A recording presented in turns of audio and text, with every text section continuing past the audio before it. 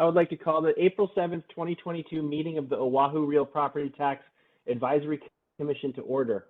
Pursuant to Act 220, Session Laws of Hawaii 2021, in order to allow public participation in a manner consistent with social distancing practices, the following procedures are in effect for this meeting. Members of the public are welcome to be present in the meeting room and may view the meeting on a live broadcast via the WebEx internet platform or via recording once available on the Commission's website at honolulucitycouncil.org or via YouTube. Testimony will be accepted on all items in person and virtually via video conference or phone following opening remarks and administrative announcements. If you would like to present oral testimony remotely, please log in through the WebEx internet platform for meeting number 2492-356-4614 with password ORPTAC-4722. That's capital O, capital all caps, ORPTAC -4722. Written testimonies, including the testifier's address, email address, and phone number will be available to the public on the Commission's website. As a courtesy, please turn off all cell phones for the duration of the meeting. Commission Aide George White, would you please call the roll to confirm the attendance of commissioners at this meeting and the presence of a quorum? Yes, Chair. Beginning with Chair Mould, present virtually. Vice Chair Wong, excused for now, Chair. Commissioner Bean. Present virtually. Commissioner Legal. Present virtually. Commissioner Peters. Present in person. Commissioner Pham is excused, Chair, for now. And Commissioner Stormo Gibson, also excused for now. You do have a quorum. In the presence of a quorum, let us continue on with our business and the agenda for today. Commissioners, pursuant to Act 220, the meeting will automatically recess if we lose audio-visual contact with you and cannot reconvene until we reestablish contact. Therefore, please announce beforehand if you will be voluntarily signing out of the meeting. We will now proceed to testifiers. To those coming in remotely, please video conference from a quiet location, and also be sure your microphones and cameras are in working order. For those joining us by phone, we will identify you by your phone prefix. If technical issues arise, I will give you a few moments to try to resolve minor connection issues. However, if it cannot be resolved, I will have to move on to the next testifier. I don't see any testifiers on. George, Commissioner White, can you confirm that there are no testifiers and we can just move on? Yes, sir. One moment.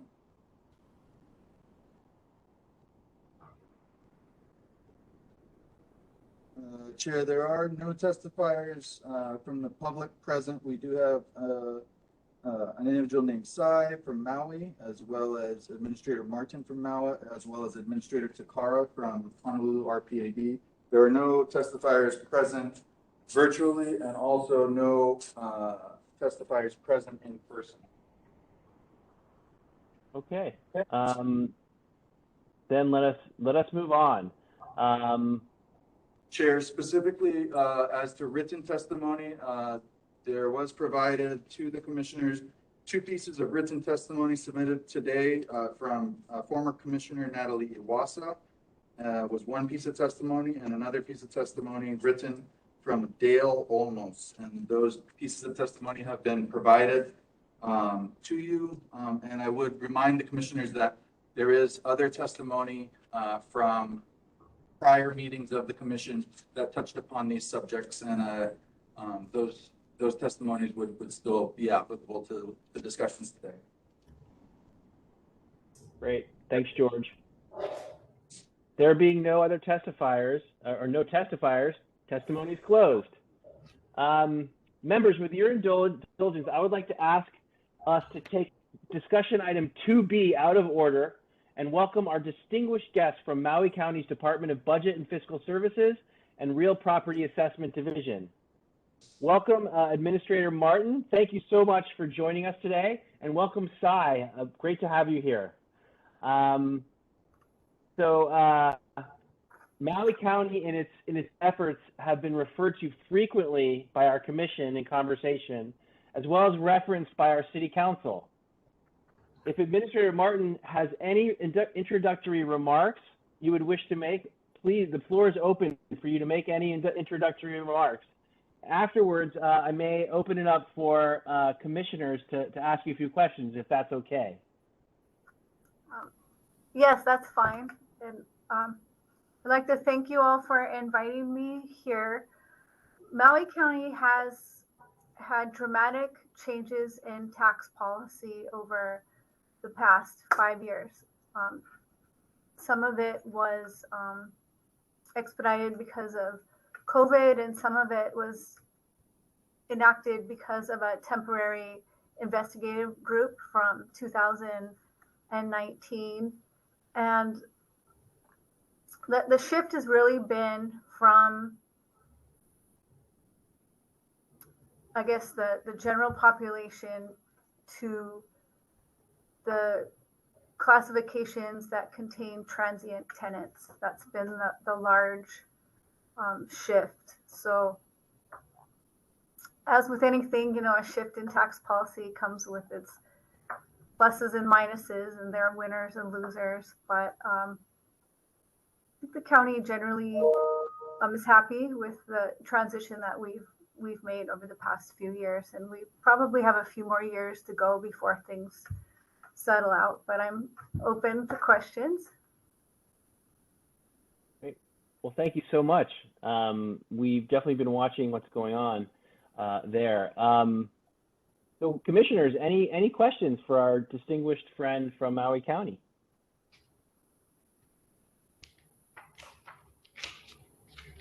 Maybe I'll start it out. Go ahead, Ron. So maybe so I guess, first of all, like, you guys have this new classification for long-term rental classification. How did you identify that change and that classification as something that you wanted to do, that you would recommend? Like, what's the story of how you got to yes on that provision, and who was involved in it, and what were the considerations that were taken into account when you did that, when you made that decision?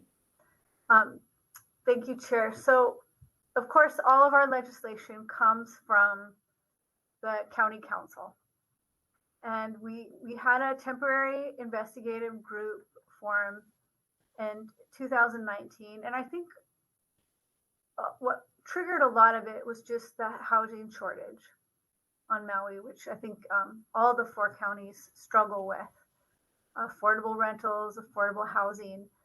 So it's really taken quite a long time. So the first thing we did was, originally we had a residential class, an apartment class, we had a short-term rental class, and an agriculture class, and a homeowner class. They all had residential dwellings in them. So the first thing we did was we consolidated residential into short-term rental, owner occupied, that is properties that have a home exemption, and then the non-owner occupied. So all the homes that were in agriculture or apartment went into this non-owner occupied. So at that point, we felt like we had 3 buckets. We had people who lived on island, the residents. We had the people who are doing short-term rentals, and then we had everybody else. We also had a condominium use classification.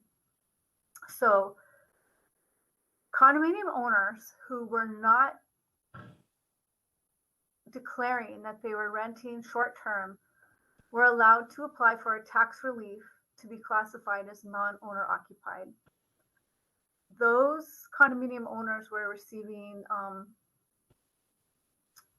the largest per parcel tax relief adjustment in the county. So we took away that program for 2021, and then we created situation where condominiums who were renting long-term could continue in that classification.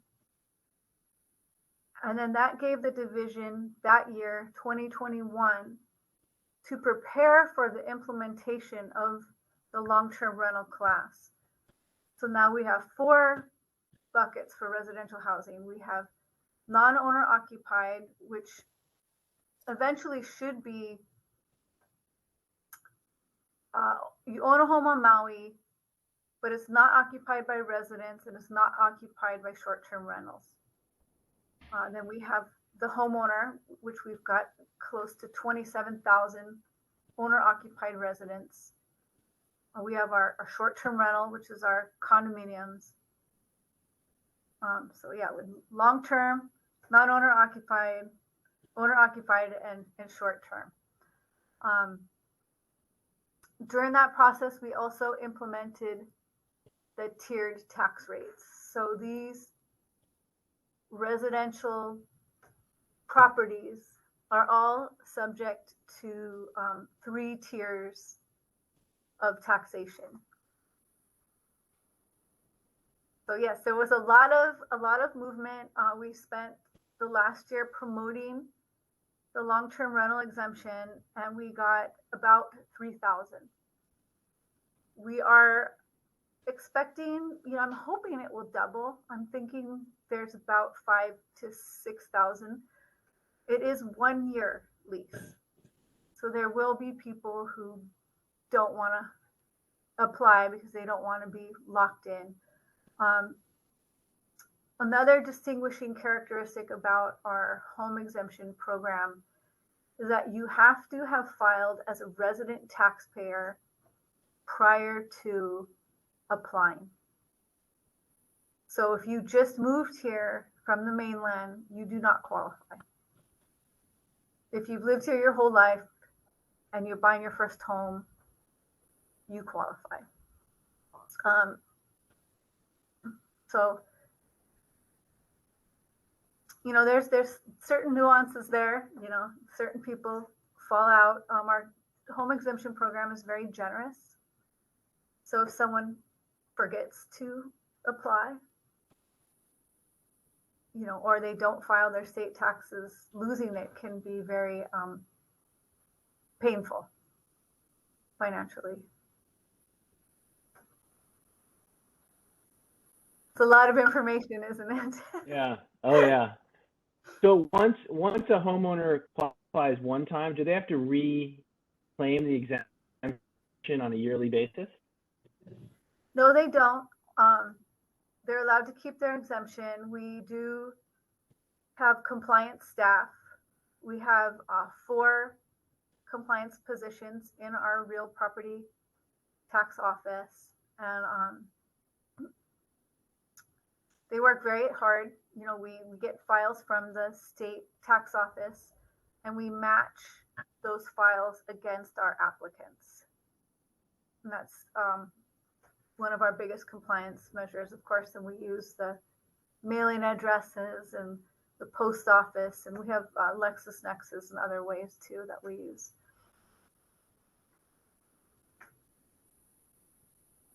Right. Thank you. I have a question. Commissioner Bean, hi, thank you so much for coming and speaking with us today.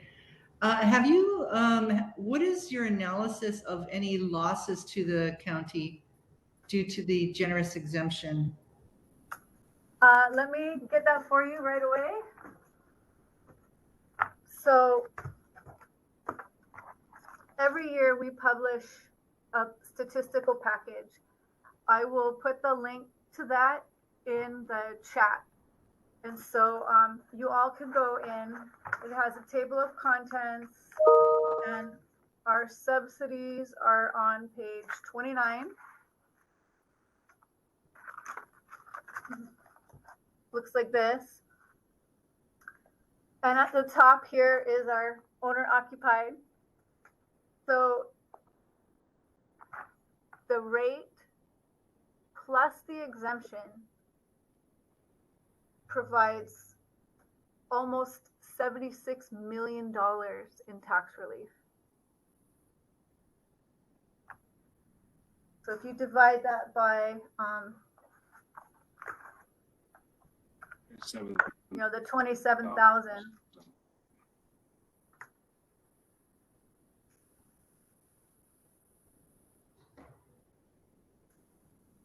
which is more like 27,000. Yeah, you said It's almost $3,000 a parcel on average. So the combination of, I think you have a home exemption, that's the lump sum. That's going to favor your lower valued properties, your exemption.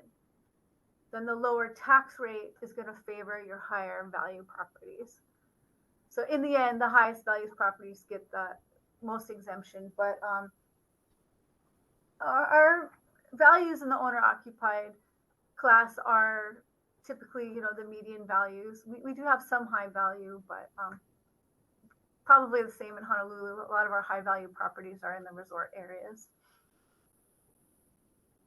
Have you, thank you. Have you done an estimate of, what were your targeted benefits for this? What was the goal you were seeking? What was the policy outcome you were seeking? And did you do any analysis on sort of a cost benefit, to inform your decision making?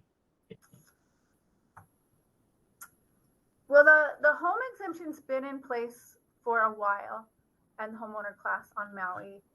And every year the council does, look at what the residents pay, basically. When your program is so generous, interestingly enough, you have to be aware of who's falling into the minimum tax, right? You have a low rate, you have a home exemption. So we also do these statistical analysis on, minimum tax and who gets it. For the long-term rental, we don't really know what the tax rate's going to be because council will deliberate on that in May.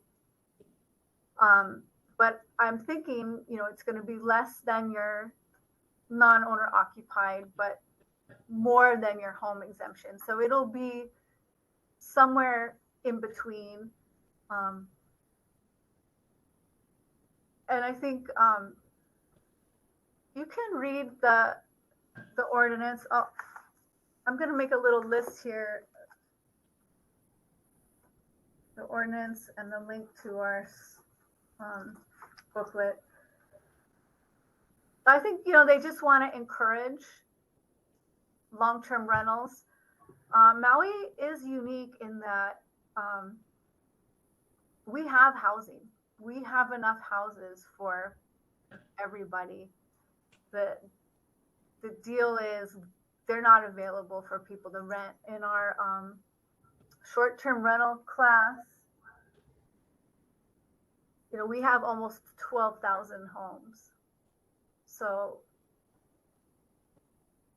they can fulfill a need or a gap.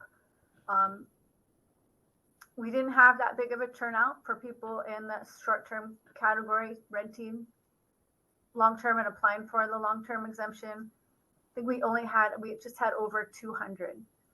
So, we'll see over time. It wasn't, the benefit of the long-term rental exemption on the taxes wasn't enough to entice people to move from short-term rental to long-term rental, but we'll see what happens over time. It is a new program. May I ask one more question, please? Sure. Again, this is Commissioner Bean. So I do know that, or I believe that your program also allows for real property owners to qualify for both the homeowner exemption and a long-term rental exemption. And so with those two exemptions, how does someone qualify for that? How do you qualify somebody as a homeowner with a long-term rental? Does the rental have to be completely separate from the main home, or how does that work? Well, how it works is it has to be 2 units. So it could be attached. We have, accessory units sometimes, or it can be detached cottage. So in that case, the home exemption is 200,000, and the additional exemption for the long-term rental is 100,000. So total they can get 300,000. But yes, it needs to be a separate. It cannot be the same. Like, it cannot be renting a bedroom.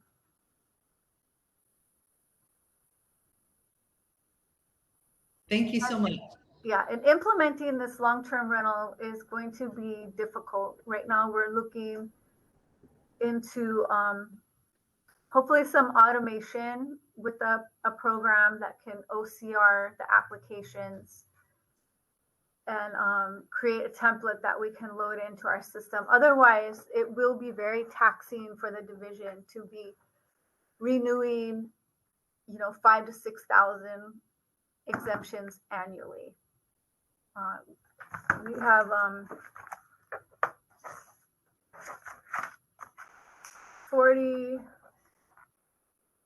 44 staff members, and of course we have vacancies right now. We're having a hard time getting staff. So we're at about under 10 million in revenue per employee.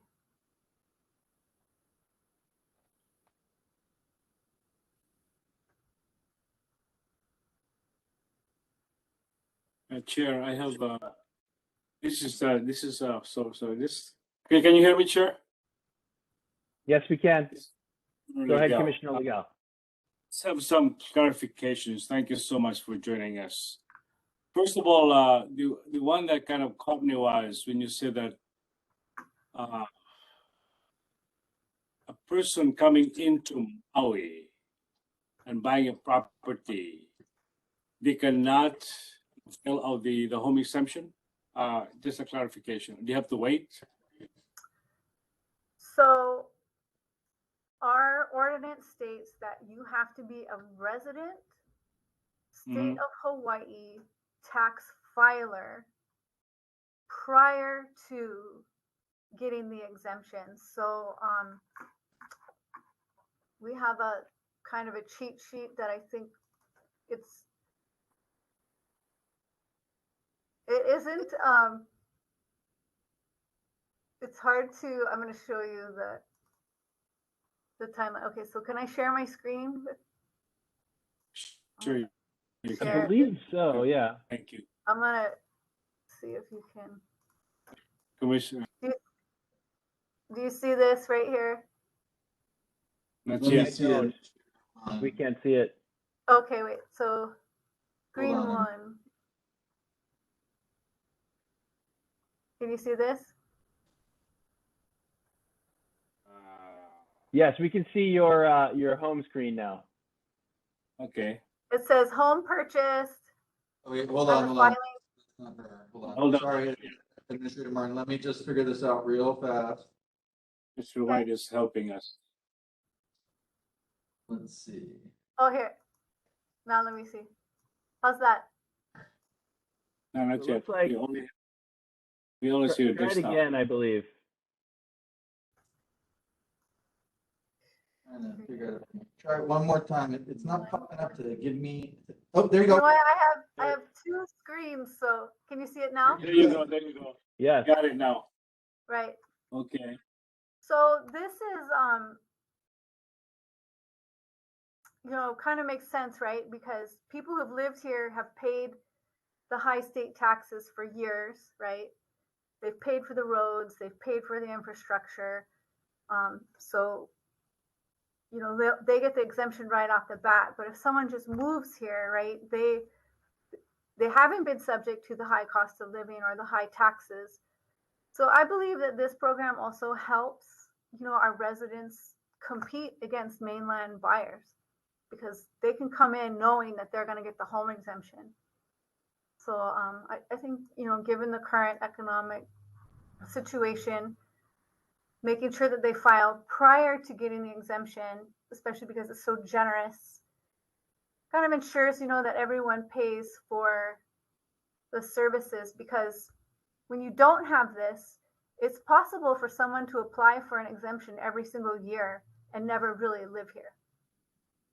So this really helps with compliance. So I'm just gonna put it in perspective. Let's say I'm not a resident of Maui. I just decided to move to Maui. I just arrived yesterday, and then I bought a house. So I cannot file a home exemption, right? Not until you filed your resident taxes. Okay, so that would be like how many months? The following year or the tax season, or? Yeah, it depends, because we are, a single date assessment, just like Honolulu. But at worst case scenario, it could take you 2 years. Okay, 2 years. That's pretty good. The other clarification that I have is, what is your rate for the short term? Okay, for short-term rental right now, it is it's tiered. So the effective tax rate is $11.13. The lowest tier is $11.11, and the highest tier is $11.20. So you say that the council hasn't set yet the tier, the rate for the long term, right? Right. So it could be lower because you're trying to entice short-term rentals to move into long-term rentals, right? So it could be lower than the short-term then. So the mayor, yeah, I think so. The mayor proposed an effective tax rate of under $6 per thousand. So the lowest tier tax rate for long-term was proposed at $5.35, where non-owner occupied was $6, and the homeowner was $2.30.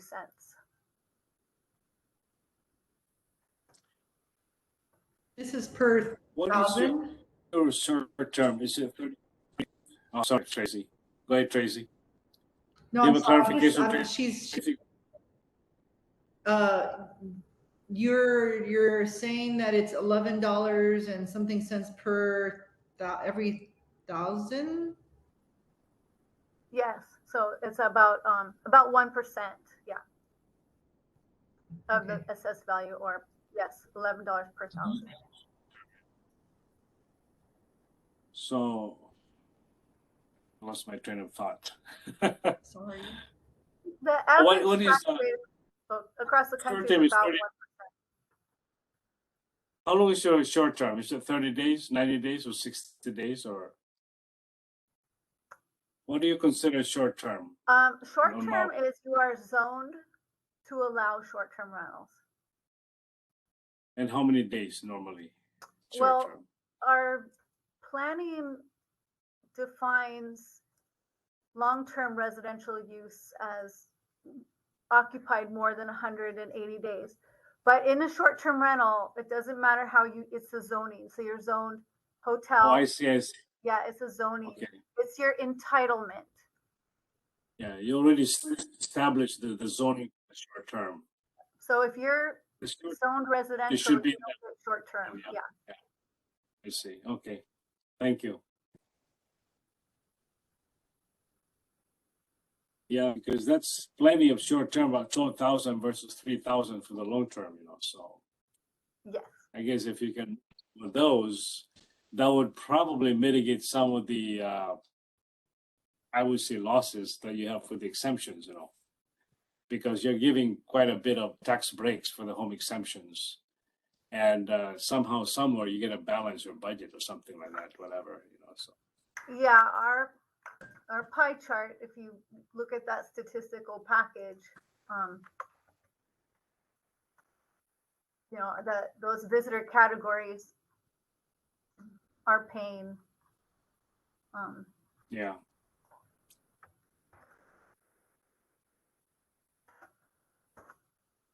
I just put the link in there in the chat. Thank you. So with these things, this is probably like a crazy question, but do you think with all this tax thing that you have that outsider might consider Maui as unfriendly? It doesn't appear that way, given the rate of people moving here. And I think when you look at the national tax rates, and I think they just came out with the roll call, IAAO, and the Lincoln Institute. I think across the country, your average tax rate is 1%. So even our values are high, I know that, but people seem to still be coming. And it's really hard for, the people who've grown up here to stay here and live. So it's really interesting because on the papers today, I don't know if you read the papers about Canada. They put like a moratorium. If you're a foreigner, you cannot buy a house for a year in Canada, and except if you're a student and things like that. So it's really kind of preserving or giving opportunity for those residents to get into a house and own a house with the rising cost that we have, and the low inventory, low supply, and things like that. So the concept is almost Canadian concept that I just read this morning. And there's a flip side. It's hard to administer. It's hard to maintain the fairness and the accuracy of these programs. And, I need to let our council know they've got to invest in technology and human resources where we're concerned. That you cannot, you have to be able to administer the programs. You have to be able to pay for them. You have to be able to fund them. You have to be able to maintain them. Otherwise, they can do more harm than good. And you have to be able to say no, right, to that person who just moved here. They're like, oh, I just moved here. I want to get my exemption. You have to say right. No. So, so this program is now in operation. I mean, it's going on now. I mean, yeah. Except for the long term, we could decide, the rate. Yeah. Right. So they've been assessed, and then there will be taxed in July. Got it. Any other commissioners with? Oh, sorry. Go ahead. There we go. Oh, sorry, it's here. So after that, you're gonna reassess this program, right? If it's working or not, right? And you may be back with us here next year. Tell us about it. Thank you so much for joining us. Yeah. Hi, Martin. Any other commissioners with questions? This is Commissioner Peters. You had mentioned 3 tiers. Are those tiers set yet, or? Okay. Did you hear the question, Administrator Martin? So are the tiers set yet was the question. Okay. So that's one of the hardest parts about the program to administer. We actually left in our code flexibility for the tiers. So the mayor proposes tiers, and then the council can adjust those tiers. So in the package that we provide council, we're going to have to show them the breakdown of where values are. The tiers have remained stable since they've been created. They're at up to 800,000 to 1.5 and 1.5 and more. To maintain transparency and for taxpayers to be able to calculate their tax bill and whatnot. I like having the tiers in all the categories the same, and I like for it not to change, but I cannot control that. Okay, so what you just gave us, that's the tiers now, but it's flexible and they can change it. It is flexible, yes. And the rates are set, and is that also flexible or that's not? They are together. They will be set together, the tiers and the rates. Oh, okay, Yeah. so the council basically does that every year? hmm How did, what kind of methodology did they use to get to the numbers, the 800,000 and the 1,500,000? Just kind of arbitrary? Yeah, I think, if I remember right, I think it was maybe 80% of the parcels were, I can actually calculate, we're in tier 1. It was something like that. If I, real fast, I can, basically it was mathematical. They So like kind of set a a normal, threshold and they said, I want so many parcels to be in just tier 1. And it was a percentage. interesting. Got it.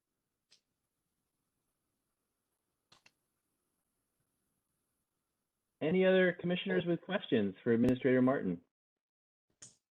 Aloha, Ms. Mazen. My name is Winston Wong. I'm the vice chair here. I heard you discuss the what is it? I guess the education of the public on the long-term renter exemption and the changes in law. Can you give us a few details about how and what was done to educate the public about these changes? And because it was a significant change, just how was that accomplished? So we had a year to publicize the long-term rental exemption. So we created infographics that were given to our mayor's office for them to use on social media. We gave the infographics to our county council members. We put a link on our website. We put big signs up all over the county building, anywhere we could. We sent letters to property managers and we sent letters to property management companies. We did, I think for the last month or so, it might have been the month of November, we actually paid for an ad in the Maui News to run, I think, twice a week. And I also advised everyone in the office, I said, every person you talk to, mention the long-term rental exemption, because, you know, even some of these people who own short-term rentals, they also own a long-term rental, or their neighbors renting long-term. You know, we put it in our assessment notice, but I still think I'm happy with how many we got, but I still think there's work to be done there. And I think every time I'm on screen, I mention it, and I just think, you know, in all fairness, it's probably going to take 2 or 3 years to get going. And I think one of the biggest triggers is going to be when they see what benefit the current applicants have gotten, then they will be more interested. One of the commitments that the owner has to make is that 1-year lease. We are going to have a compliance issue with the more expensive homes, like the LLCs, where they're going to rent to themselves, for example, and they're going to try to apply. I think the tiers will be a good thing to have in that category, and we are going to have to do compliance. We're going to have to get on LexisNexis and see who's the tenant, where do they actually live. We had just the last year when we did we allowed them to go to non-owner occupied for 6 months. We had 500 people apply, and 100 of them actually were not renting. And we found them, and that was $500,000 in revenue. So you have to stay on it. Can you share Thank you. that's how you confirm compliance or how you enforce it? Well, we research properties, and then if we find out that they aren't following our laws, we notify them, send them a letter, give them 30 days opportunity to respond. Then if the response isn't showing that they're in compliance with the law, then we can retroactively remove the tax relief or change it for the following year. And if you retroactively change it, then they have the opportunity to appeal. You have like a dedicated staff doing this research, or anybody can do it in your office? We have 3 compliance officers that are in our professional series, and they have a tax clerk that works for them. But we also have other sections that help us with compliance. Were any of the compliance positions that you currently have, were any of those added as a result of this new classification and exemption system? Well, we added the compliance section in 2015. I think at that time it was just 2 staff members. And the return on investment was very high. And so we've grown, doubled in size to 4. But I would say primarily the home exemption is the big one, and agriculture were the drivers behind the compliance. Interesting. This is Chair Mold. How are you?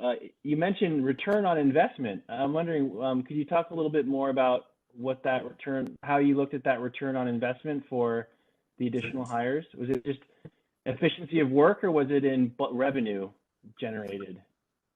Well, it's in revenue generated. And like I said before, just those 100 property owners that were claiming they were doing long-term rentals and weren't, them alone, doing compliance on them was $500,000 to the county. Wow. That's quite a good. Administrator Martin, have you been following in Oahu? We actually, in our interim report of this commission, we wrote in a potential proposal for a vacancy tax, an empty homes tax. I'm wondering if Maui has considered or pondered a vacant tax approach, or similar. Basically it's a proposal similar to what's going on with what's been implemented in Vancouver, Canada. Wondering if you had any insights on that. Well, our non-owner occupied is probably going to be similar to that, meaning they aren't full-time residents, they aren't short-term rental, and they aren't long-term rental. So I think that's what that class will be, largely made up of second homeowners. The tax incidence, when you calculate per property, right, who's paying what, the second homeowners don't pay a lot, right? They don't pay your state taxes. They aren't here. They aren't paying TAT. They aren't paying GE. Their tenants aren't paying income taxes. So, that's any tax program, right, has to be looked at along with the other taxes for the jurisdiction altogether. So, right.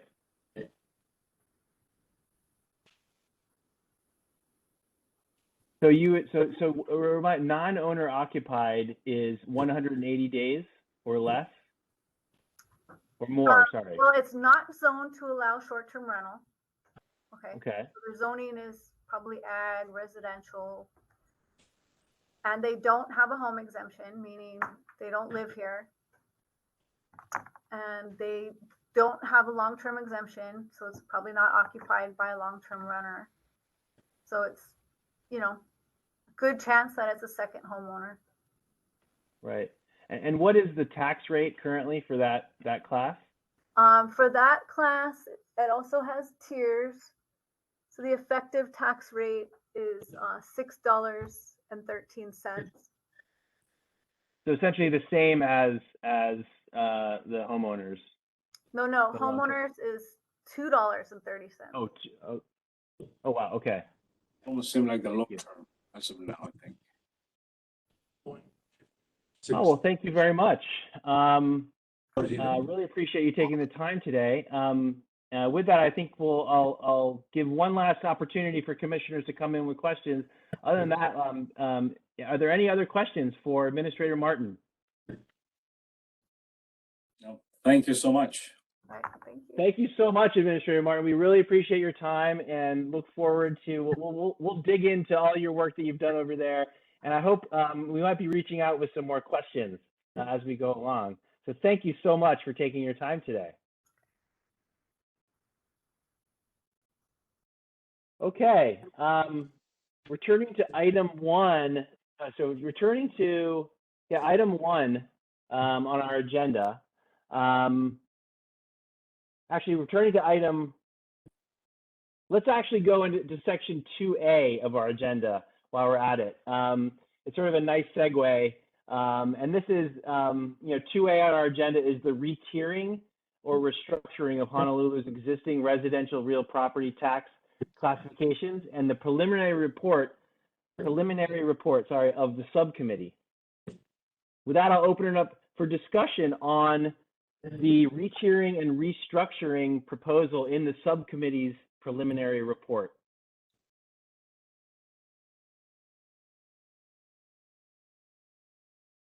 This is Commissioner Peters. I have a question if Steve Takara is still with us. At the last meeting, we asked him if he could get us what the 4 quartiles would be, the 25th percentile, the 50th percentile, the 75th percentile. Were you able to get that for us? I asked for it in writing because there's some ambiguity. I wasn't sure what exactly you guys wanted. Is it equal? I don't know what quartiles you guys mean, so I had an idea, and that's the reason why I asked for it in writing, and I did not get it, or was it sent and I did not get it? No, we are awaiting follow-up from Commissioner Pham, Administrator Takara, and he was going to provide some specific language because I think we were still massaging some of the language. But as soon as I am able to lock that in with Commissioner Pham, he was I believe the chair of that subcommittee. I will send that to you in writing. You did not miss anything, and you're not on the hook at all. It just it was not finalized from the subcommittee end, and we will finalize that language. Okay, thank you. And just to kind of mention the other, I just got an email from you about the vacant ag program. So if you can add that as well. I think it's on the agenda. One is that D, today's one, but yeah, if you can kind of add that on too. And I apologize, I must have missed the previous meeting of that conversation. I thought it was just the two ones that I followed up with, but if you can add that. Thanks. We'll we will add that in, and we'll get that over to you in writing. Appreciate you standing by for that and being patient. Why don't I recommend that we defer this item for further discussion until we get some information back from Administrator Takara, and actually until it'd be nice to have all the members of the subcommittee that wrote the report available for discussion. Anyone object to deferring this agenda item and moving on into the rest of our agenda? All right, so let's do that. Mr. Chair, just a clarification from Mr. White. I thought I saw a 1 or 2 liners from Commissioner Pham about the what he's trying to ask. That wasn't it, or I forgot what I was. Right after the meeting, like an email or an email to you that I remember that email too. I will go back and confirm. And Remember follow that? up with Yeah, Commissioner I thought I saw that one, But anyway, yes, we can defer it. I mean, I'm in favor of deferring it until we can get a good hold of it. Yeah. Okay, let's do that. Returning to item 1 for discussion on our agenda, these are the deferred recommendations for action from the February 7th and 22nd reports of our credits and exemptions subcommittee. There are 5 recommendations which were deferred from our February 22nd meeting and specified on the agenda. ROH section 8-10.4, the homeowners exemption. Section 8-10.19, federal lease property. Section 8-10.24, credit unions. Section 8-10.31, agricultural improvements. I think this is the one Administrator Takara just mentioned. And then section 8-10.33, for-profit childcare centers. Following discussion on each, I will ask for a formal motion as to each recommendation and its adoption or amendment. We can also defer action on any recommendation should the commission desire further discussion. Turning first to ROH section 8-10.19, federal leased property. Commissioners, if you recall at our meeting on March 15th, 2022, Administrator Takara indicated he had followed up on the commission's query into the utilization of this specific exemption and indicated that there were currently no claims made under this exemption. The recommendation of the subcommittee was to maintain. Given the lack of utilization of this exception, is there any further discussion?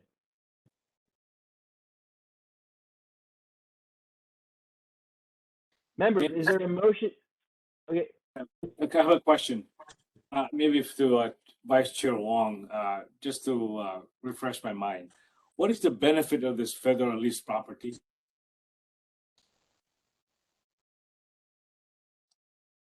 One moment, please. Yep, hold on. Okay. I just want to refresh my memory on this one.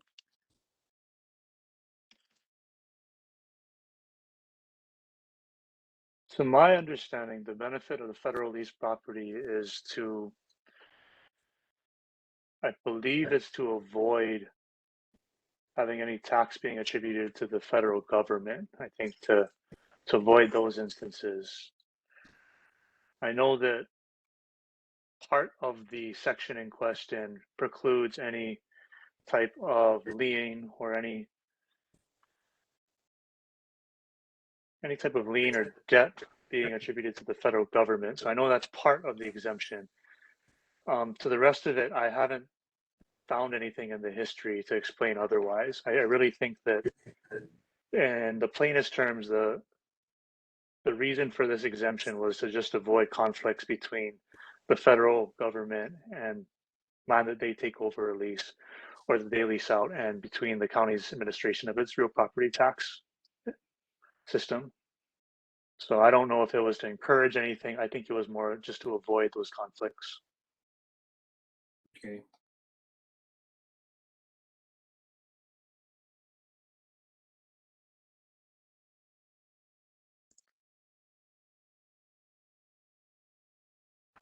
Hey everyone, can you hear me? I'm having some technical difficulties on my end. Yeah, I can hear you. Who is that? This is Rocky. Rocky, we can hear you, Rocky. Yeah. Okay, thank you. Yeah, the fact that it's not being utilized right now, and that it's difficult to understand what consequences could happen if this were removed. I think that we let sleeping dogs lie was the determination of the subcommittee. There's obviously a reason for putting this here, and there was language to avoid conflicts between the federal and the county governments and any sort of supremacy claims. So I think that, due to those reasons and due to the fact that it's not costing the county any money at this point, it's best to just maintain it. Okay. Thank you, Vice Chair. Sure. Members, is there a motion to adopt or amend the specific recommendation of the subcommittee? That is the recommendation to maintain this exemption. I move to maintain this exemption. Second. Is there a second? Second. Commissioner Peters. Commissioner Second. Peters with a second. Second. Okay, sorry, I can't really see who that was who seconded, but looks like we have a motion and a second. Absent any objection to this motion, do we have unanimous consent to approve this recommendation as discussed? Aye, in favor. Aye. With unanimous consent, so ordered. Thank you, members. Turning now to section 8-10.31, agricultural improvements. This is what Commissioner Takara was talking about before, I believe. The recommendation of the subcommittee was to repeal, but there were questions regarding the utilization of this exemption and the importance of promoting sustainability in agriculture. I think given we're waiting for some more information from Administrator Takara, I'm going to recommend we defer action on this item. Do I have does that work? I agree with the chair's recommendation. I agree. All right, seeing no objections, let's move on to the next one. Turning now to section 8-10.4, the homeowner's exemption. There appeared to be consensus in our prior commission meetings that action was necessary to increase this exemption amount.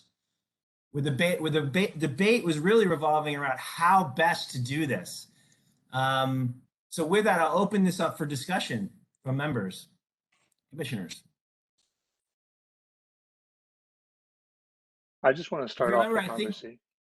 Yeah, I think that the agreement on increasing the exemption was nearly unanimous, but again, as Chair Mold described, it was how to do so. And the two options that we had at our disposal were the flat rate, whether to increase the current flat rates that we have or the set amounts, or to adopt some sort of percentage type of exemption, whereby it would reflect upon the percentage of the assessed value of the property.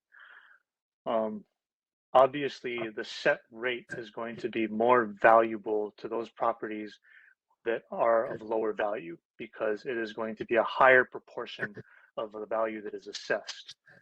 So that is the one benefit there. However, as we found in the previous year from a lot of our testimony, the drawback to having a fixed amount of exemption is that when all home prices increase and values are increasing, the county has to regroup and re-examine the amount of the exemption to see whether or not it adequately carries out the relief it is intended to promote.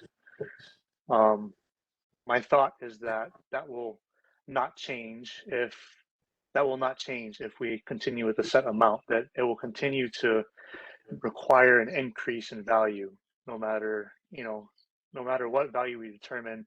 In a few years, when home prices go up as we expect, that we're going to be at the same place. The next tax review commission is going to have to entertain the same testimony about how the exemption is not high enough to help people. As for the exemption based on a percentage, the drawback there is it is not as progressive as the set amount of the exemption.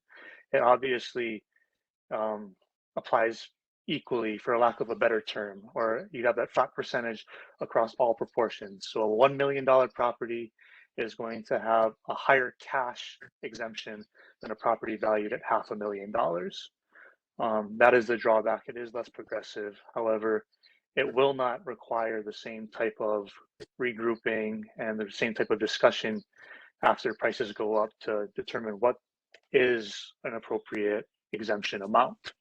So those were the two choices that we had. I know we've received testimony in favor of both.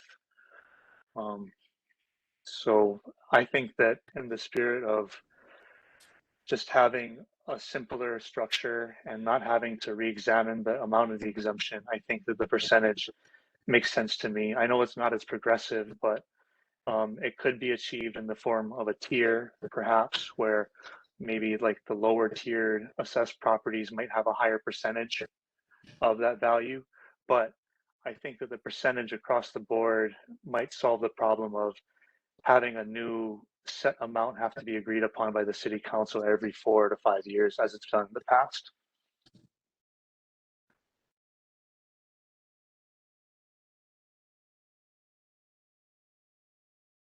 I'm curious, how would you think, how would you set that percentage?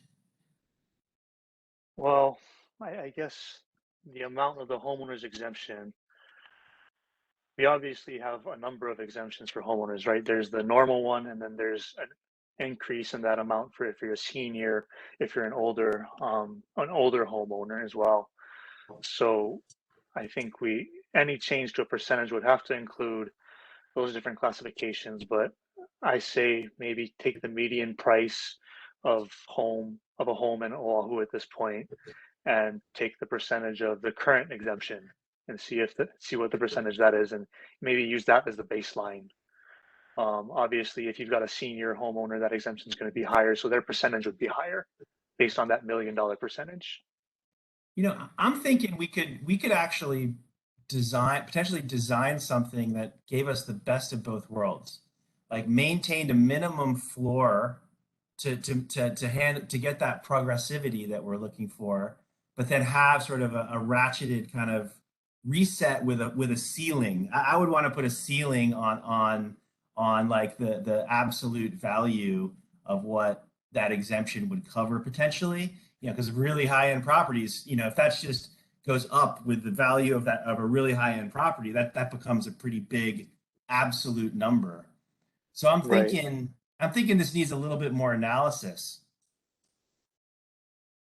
Right. I think we could try to craft something with sort of a floor and a cap, a floor and a ceiling type of scenario, and do a percentage within a floor and a ceiling.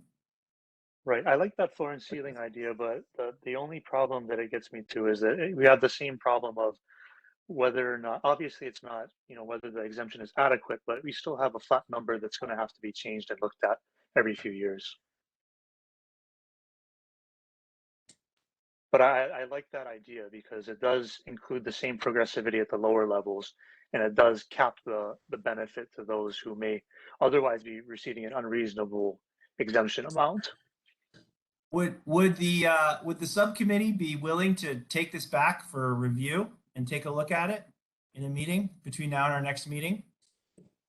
Certainly. I think that making it maybe a percentage or even having that tiered percentage where the homeowner's exemption may be lower if you're at a higher value, and it may be higher if you're at a lower value, that could work as well. So yeah, I think there's a couple options to look at.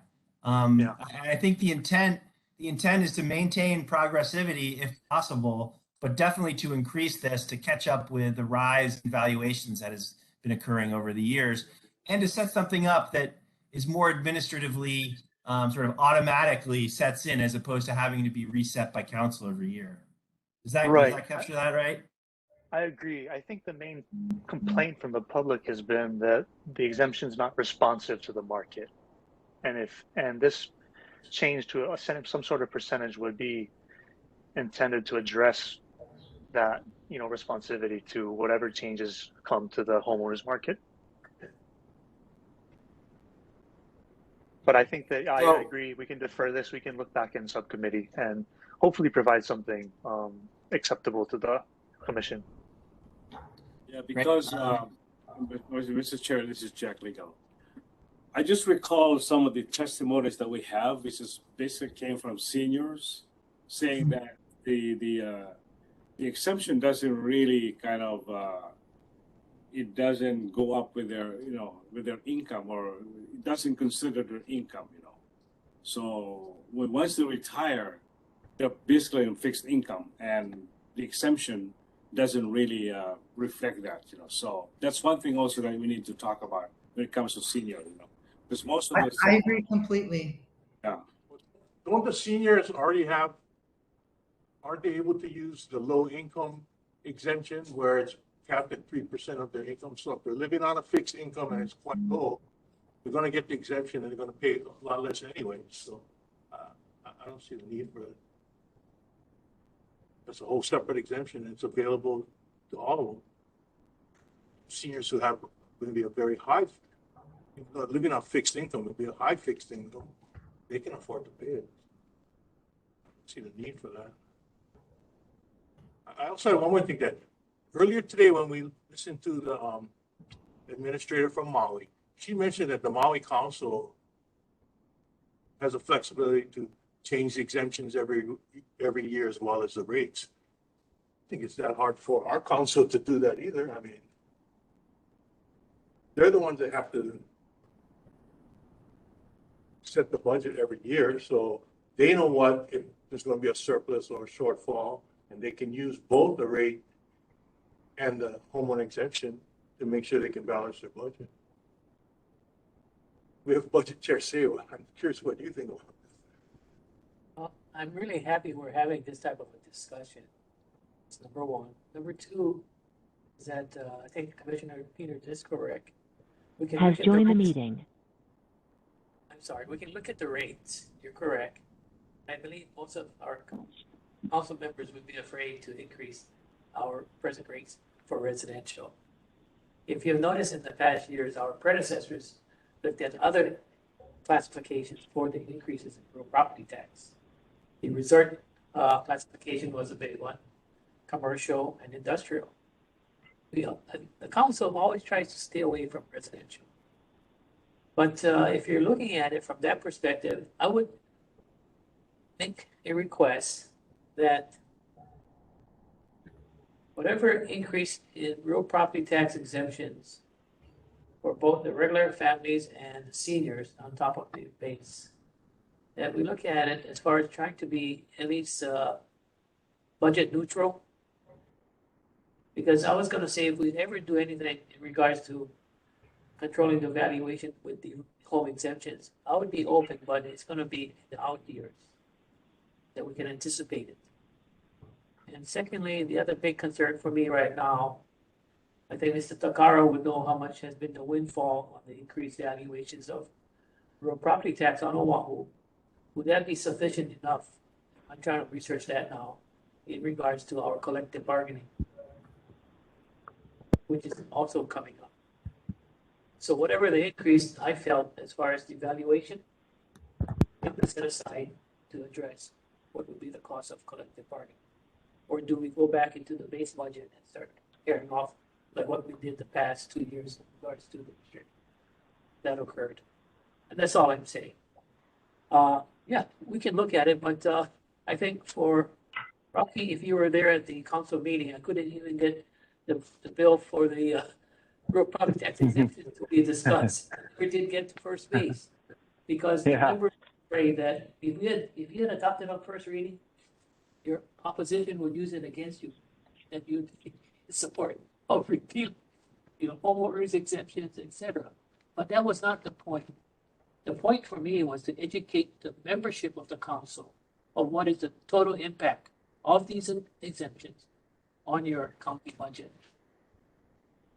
Most of the members like to add on more, which is more expensive, but how do you find the resources for that expense, right?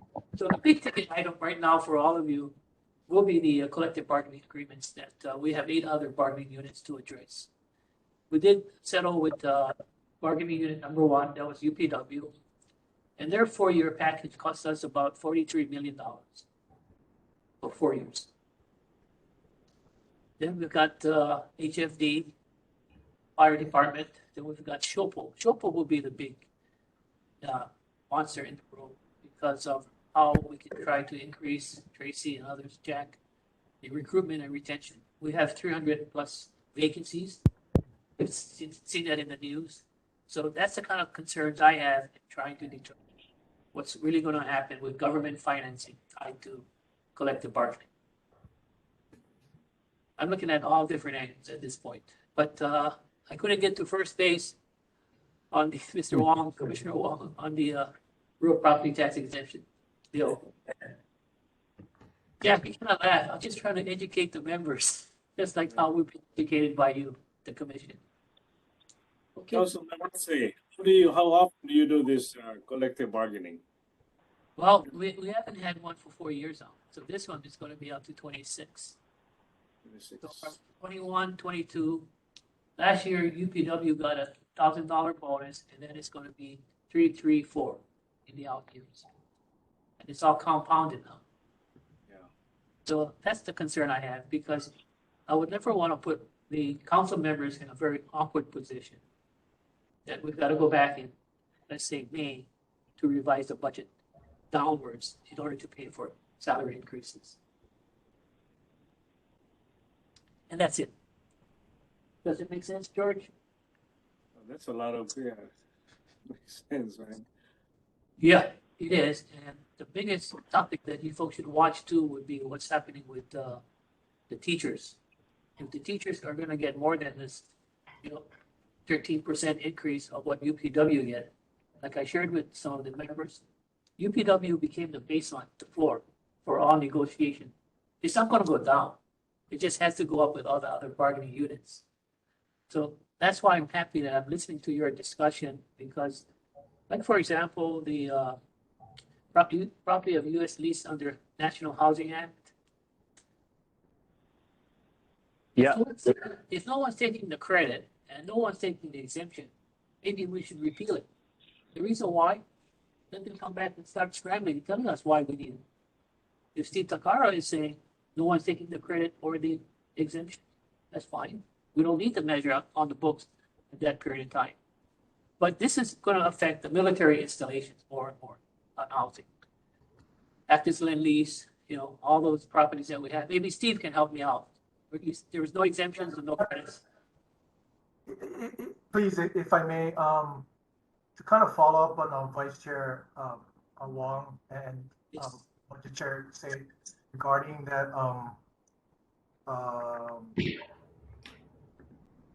10.19, the federal lease properties.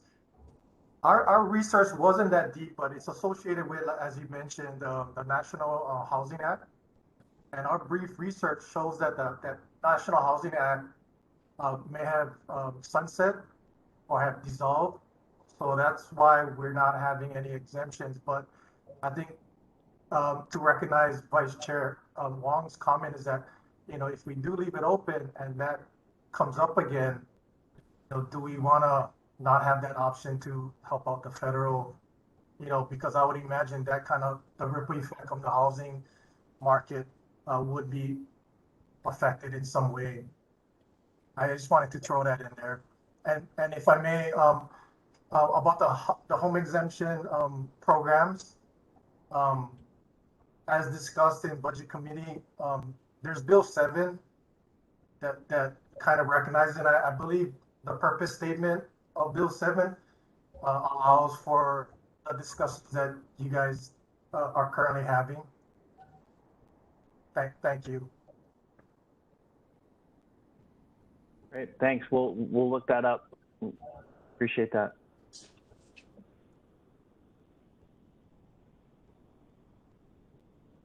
Okay, so thank you, Chair Say and Administrator Takara, for providing that context and information. With that, I'm going to recommend that we defer action on the homeowner's exemption recommendation until the next meeting. And hopefully the subcommittee, I think I heard that the subcommittee is willing to go back and take a look at that. Sure, no objection there. Right. Thanks. So moving on, turning to section 8-10.24 on credit unions. The recommendation of the subcommittee was to re-adopt the recommendation of the 2019 ORPTAC to repeal the credit union's exemption. I'll open it up for discussion.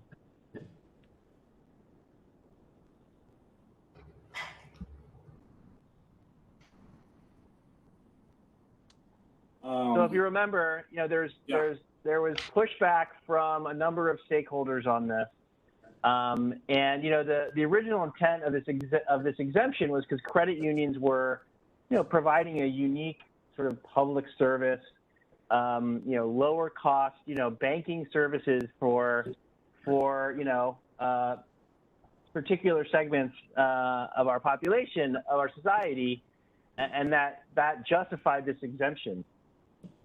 the 2019 ORFTAC report kind of says that, hey, credit unions are now businesses that are competing with banks and shouldn't have this exemption as a result. I don't know. Does anyone want to discuss? I feel like credit unions do provide a unique public service and a public good for sort of lower cost financing services and financial services for certain segments, and that the credit union members benefit greatly from these credit unions, in terms of lower rates and financial products and access to credit markets and some pretty important public policy priorities. I don't think they're I don't think they're equal to banks. I think they're different than commercial, retail banks that have a for-profit model, financed by lenders and shareholders, whereas, credit unions are really financed by the fees that the members pay.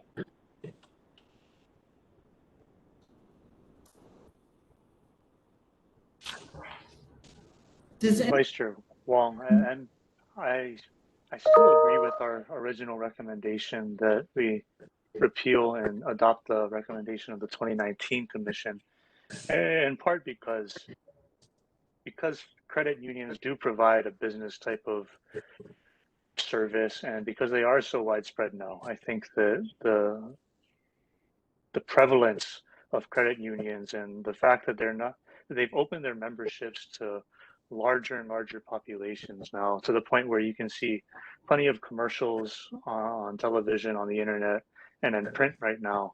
They've become highly more publicized than they had back in the 1930s when they were first being championed. In addition to that, I think that the benefits of a credit union, you have to look at if they already do have a leg up and they are nonprofits, they do receive special treatment in the federal government realm in that regard. So they're already receiving some type of special treatment. So why would the county want to encourage more of this if they're already being treated in a special way by the federal government?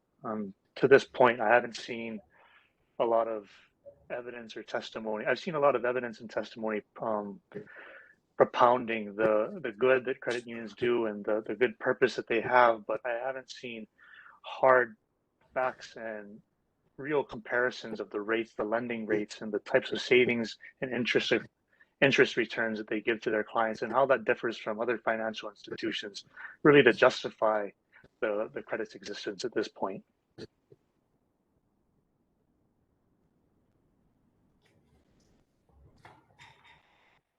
Steve, Takara, this is Jack. How many credit unions do we have in Hawaii? I was just about to look that up, but my recollection is that there's not too many as far as tax relief or tax benefit to that sector. Isn't that much? I want to say $1 to $2 million in tax relief, but again, like any other, exemption claimant, that amount is very important to them, and they've expressed that. And I'm kind of surprised that the credit union supporters have not haven't logged in today. I believe Stephanie Sakamoto, and there's a couple other, union or the legal union, credit union league. And they voiced that every dollar counts to them, and they pass that relief to their membership. But to kind of echo what Vice Chair Wong is saying is that, there is the other side of the coin that, what is the difference? Membership, back when I was younger, there's a level of exclusivity, but now it's like you live, work, or worship, membership is come and goes pretty freely.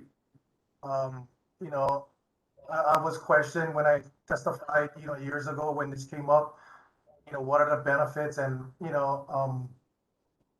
to me, I kind of have to accuse myself because, I am, a lot of us are credit union members. So it's kind of, a touchy situation, but sorry to be long-winded, Commissioner Legal, that, it's not that big. And as the conversation continues, I can look it up. Sorry. Yeah. So, thank you. That's fine. Thank you. And it might be in you guys' report too. I'm pretty sure it's in the report. Yeah. Mhm.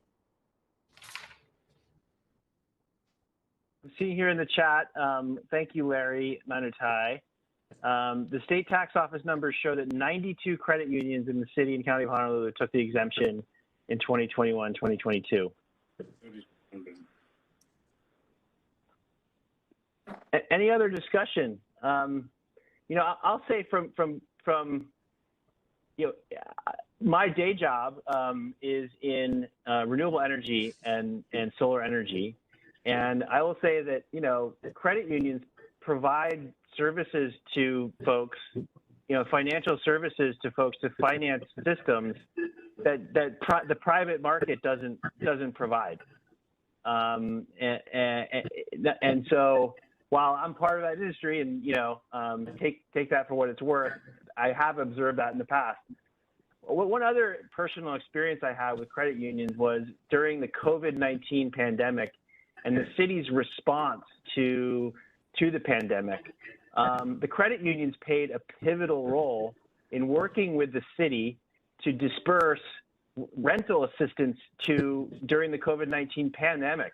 This was help that did not come from the private market. I will say it came from our federal credit union partners at the city and county of Honolulu. So, there are things, and from my standpoint, okay, if you want to justify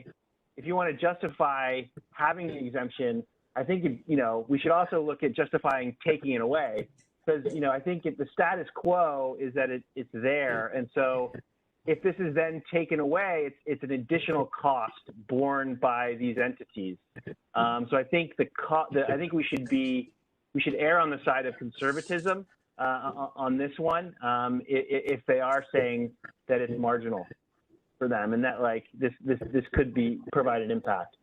But obviously if they are now acting like private entities that are benefiting private shareholders or something like that, then clearly that's different. That's my perspective. This is Commissioner Peters. My opinion is that it should be repealed. I agree with the argument that pretty much just about anybody can get in a credit union now, and that's why they're all advertising, because they're competing for members, basically our customers. I said I'm a member of a credit union, and anybody could have got into this credit union the way I got in. So it's not like Mr. Wong said, it's not like so exclusive anymore like it was back in decades ago. And I know, Rocky, you said that they pass it on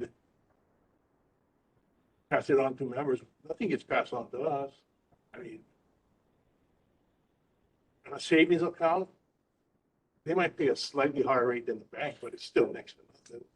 And I know they give a slightly better interest rate if you get an auto loan or a home loan, but that's exactly what the savings and loans were doing before the savings loan industry disappeared.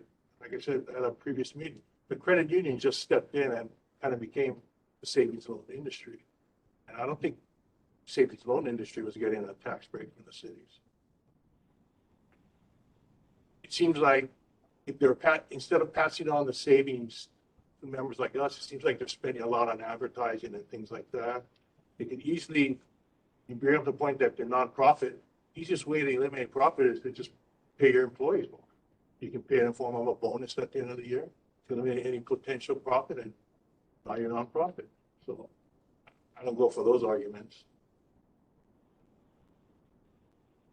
Say I'm in favor of repeal.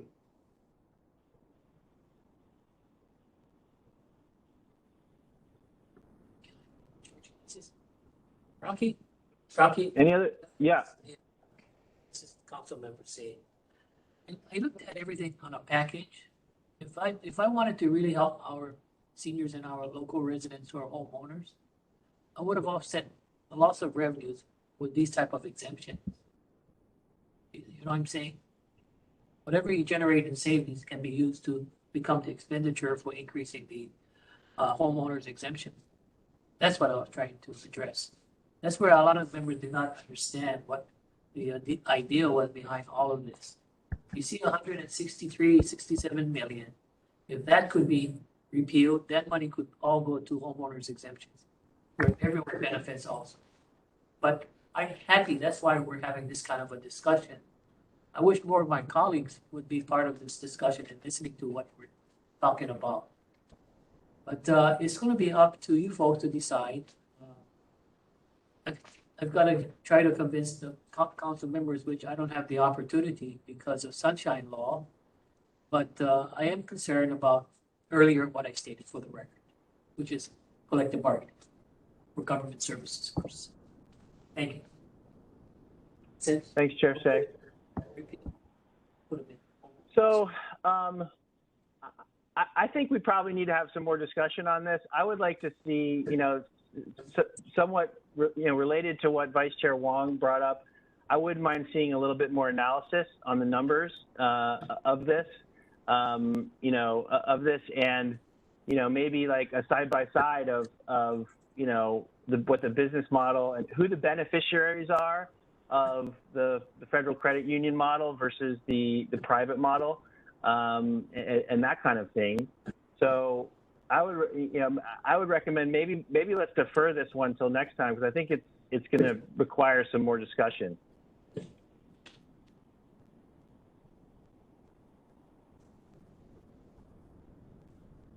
Rocky, I need your help, both Steve, Takara, and I, for the commissioners. This one is that, we did give this temporary exemption, and this is 1031, which was deferred. I don't know how to address solar industries on agricultural zone lands. It is an improvement. They do get the exemption, but they're also getting the real property tax exemption also, because it is zone and not industrial.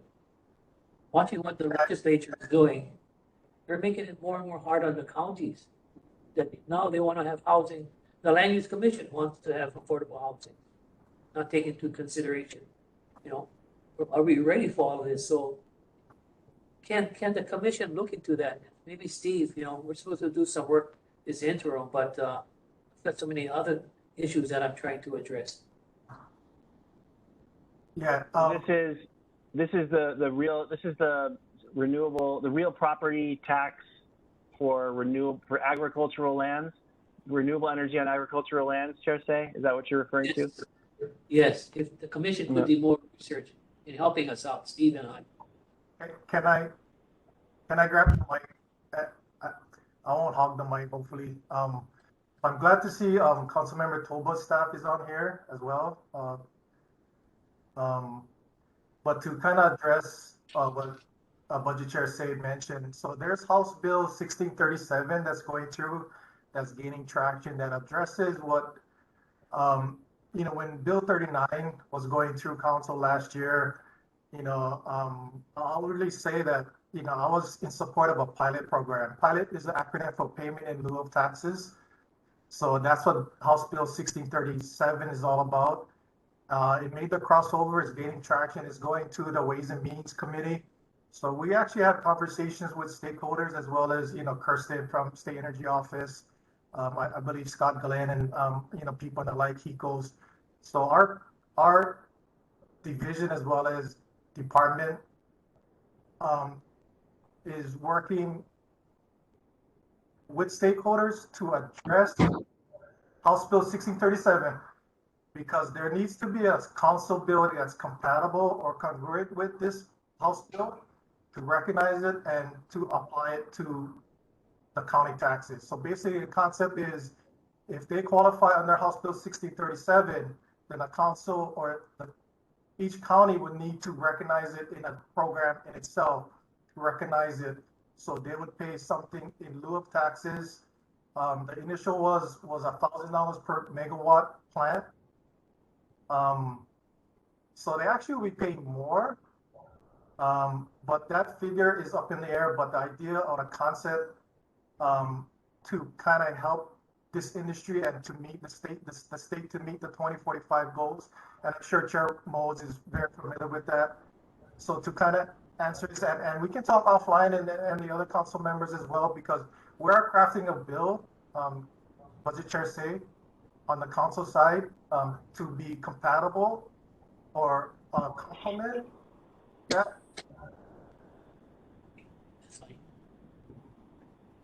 Thank you, Administrator Takara. That was a really good summary of the situation, and it's great to hear that you all. So your plan is to pass a companion bill to 1637 that would enable the pilot to take place at the City and County of Honolulu. Is that right? Is that what I'm hearing?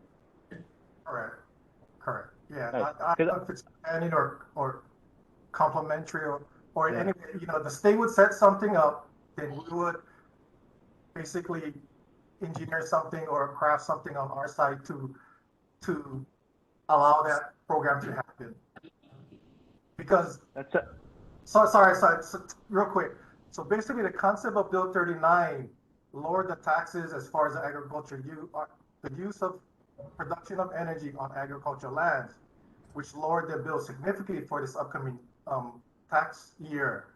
However, the industry participators or the energy producers are very apprehensive, and understandably so. They want stability, so they're willing to pay more for that stability.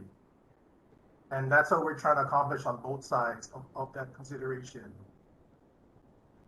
Yeah, that's my understanding. But from the industry perspective, that pilot program, the stability of the regime is key in terms of getting financing from outside to finance these projects. So you're absolutely that characterizes that right. That's absolutely right what they're going for. It's far more complicated than what I'm saying, because there was constitutional issues on the state constitution as well as our charter side, and I think our corporation council is working with the AG side on the state, so we kind of ironed it out. But the way it's worded to accommodate those considerations, the legal ramifications, was there's flexibility involved. With that flexibility, that leads to uncertainty as well. So we're trying to work and clear up that uncertainty as far as stakeholders as well as these energy producers. So this will be like an agenda item for our next meeting, or yeah, well, let's put it on our next meeting. I mean, that's been in the. We've been planning to look at that in the policy subcommittee, and we're gonna put something in our report. So let's talk. Let's find out what you guys think is the way to go. It sounds like it jives with what the State Energy Office and the developers are putting together in terms of the stability. And so absolutely we should talk, and we'll consider putting something in our report and reviewing it at the commission at our next meeting. Yeah, because it seems that it's important to our budget chair, to discuss this matter. Yeah. Yep. Yeah, BFS, Yeah. Yeah, because last I remember is with Bill 39, that was interim, and this is now the longer term permanent fix or permanent program. Okay, so let's. Commissioner George, can you provide us with Bill 39, please, if you can? And I'll also pull up what Administrator Takara referenced. I believe HB 1637 is the vehicle. That'll be great. Thank you so much. Yeah. Okay. Thank you. We will be sure to address that. So do we have concurrence that we want to talk about the credit unions a little bit more and defer it until the next time? Yeah, I'd like to defer a little bit more, maybe one more. Yeah. I'm kind of conflicted here, so. I appreciate the discussion and the points of view, and I think you just need maybe a little more time to maybe put some numbers behind our the various sides of the argument. So we'll defer that one. Moving on, now it's now time to let's bring up the section 8-10.33, for-profit childcare. I don't think we had full concurrence on this one, even within the subcommittee. And what Commissioner Pham isn't here, so I'm going to recommend we defer this one till the next time as well. I have no problem with that. I just want to add, I did a little bit more reading on this, and this exemption applies to the group for-profit childcare centers. So I know I mentioned in my experience with looking for a daycare or a childcare center, you know, which ones would be operating for-profit and non-profit. This one would be, the exemption here only applies to the group for-profit centers. So this would be, I mean, those ones like Seagull Schools, I'm guessing it would apply to Cole Academy. So the larger ones, not the mom and pops at homes. So I'm fine deferring, but just wanted to clear that up so we have an idea of what we're looking at and what type of entities we're dealing with. Thank you, Vice Chair Wong. That makes it a lot easier for, I mean, understanding like that it's really just those big guys that are getting that is helpful. Because if I remember, wasn't one of the, I mean, helping the mom and pop shops was one of the things that we were thinking was needed more Right. than helping the big guys, right? Okay. Right. Okay. Yeah. So let's wait until we have Commissioner Pham back to discuss. So I'm going to recommend we defer that one till the next meeting. Do I have concurrence with Commission? Yes. Yes. Yeah. All right. Moving on to remaining Commission objectives in our timeline. I guess my recommendation is for us to meet in 2 weeks again to take up the deferred items that we just, you know, and give us a little bit of time to put some numbers on things and think about it. And the subcommittee will be the exemption subcommittee will be or is it the exemption subcommittee will be meeting again to take up some items. So why don't we go for 2 weeks from, you know, in approximately 2 weeks? What would work for you guys, you all? Chair, if I may, Chair, the council's calendar is pretty filled up the 19th, the 20th, and 21st of April. But either Friday the 22nd or the whole next week appears pretty open as far as no conflicts with council meeting space. But so that'd be 22nd or 25th through the 29th, if any of those days or times would work. I'm sorry, I can't make the 22nd, but the 25th, 26th would be okay with me. Mr. Chair, I'll be gone from 21st to 27th, actually, so I won't be around. How So about Thursday the 28th at 10 a.m.? That would work because I'll be coming back 27th. Yeah. Show of hands, Thursday the 28th at 10 a.m. Or do we want to do 2 p.m. again? I think 2 p.m. is good, yeah? 2 p.m. Yeah, 2 p.m. Show of hands, 2 p.m. Great, okay. 2 p.m. on Thursday, April 28th will be our next meeting. Be great. All right. Are Chair, there I any? believe- Question. Was there a situation that I think Commissioner Stormo Gibson, when was she saying that they were not able to make the meetings due to required hearings or testimony that they had to give at the ledge? Yeah, that's sort of ad hoc. So I think that kind of depends on which bills are being heard and which meeting, right? So I think we'll have to just check with Commissioner Stormo Gibson on that.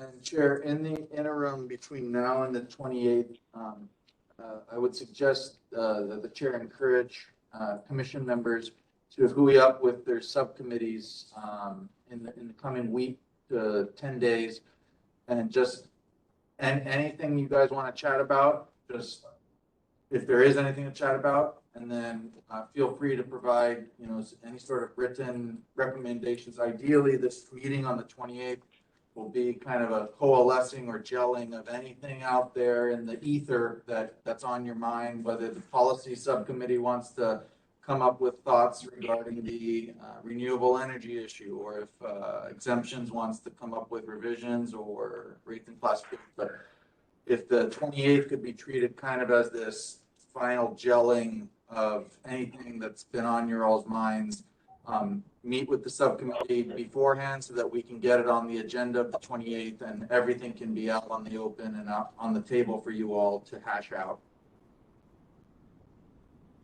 And one thing I would also like to come to look at is what's the estimate budget impact of what we've already recommended be repealed, right? How much budget, how much are we going to get from the provisions we decided to repeal? That would be good information to have that I'd like to look at. And I'll take it up to write up a recommended, section on the renewable energy property tax issue. I'll take a look at that and I'll hopefully float something out for review for you guys before, pretty soon here. I'll do that. Thank you, Commissioner White. Are there any other questions or any announcements?